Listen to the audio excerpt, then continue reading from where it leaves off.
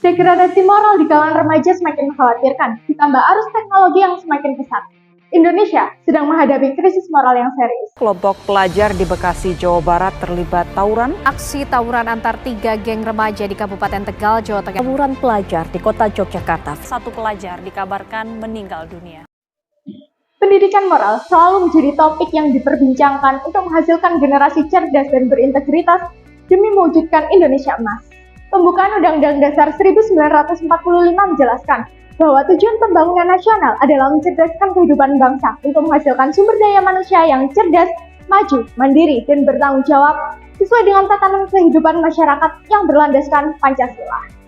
Namun ironisnya, banyak di antara kalangan pemuda penerus bangsa justru menunjukkan moralitas yang bertentangan dengan nilai-nilai Pancasila. Gangster semakin merajalela. Kasus tawuran contoh. Sebut saja kasus tawuran antar 2 kelompok pemuda yang terjadi pada 25 April 2024 di Surabaya, Jawa Timur, sehingga menewaskan pemuda berusia 18 tahun.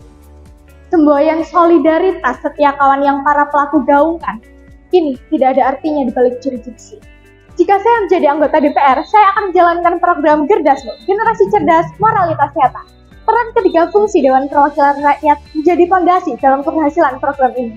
Yang pertama, fungsi legislasi. DPR memiliki wewenang untuk membuat undang-undang pendidikan moral nasional khusus yang mengatur pendidikan moral secara lebih rinci dan komprehensif, mencakup kurikulum, metode pengajaran, pelatihan guru, dan evaluasi, serta merumuskan undang-undang yang mewajibkan integrasi pendidikan moral pada semua mata pelajaran dan tingkatan pendidikan. Yang kedua, fungsi anggaran. DPR dapat mengalokasikan dana untuk pengembangan dan pelaksanaan program pendidikan moral termasuk pengadaan materi ajar, pelatihan guru, hingga bantuan fasilitas, serta memberikan insentif bagi sekolah-sekolah yang berhasil menerapkan program pendidikan moral dengan baik, seperti tambahan tunjangan dan fasilitas tambahan. Yang ketiga, fungsi pengawasan, yaitu membentuk komisi khusus di DPR yang bertugas mengawasi jalannya program pendidikan moral di sekolah-sekolah, mengevaluasi efektivitas program, dan dapat memberikan rekomendasi perbaikan. DPR juga harus melakukan audit berkala terhadap penggunaan dana pendidikan moral dan implementasi pendidikan moral di sekolah-sekolah untuk memastikan transparansi dan akuntabilitas. Meningkatkan pendidikan moral juga memerlukan sinergi antara pemerintah, masyarakat, dan lembaga pendidikan.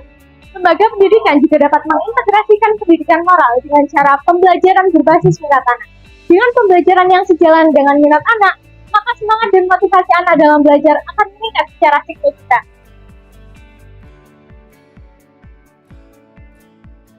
Pendidikan moral merupakan fondasi dalam membangun karakter dan moralitas.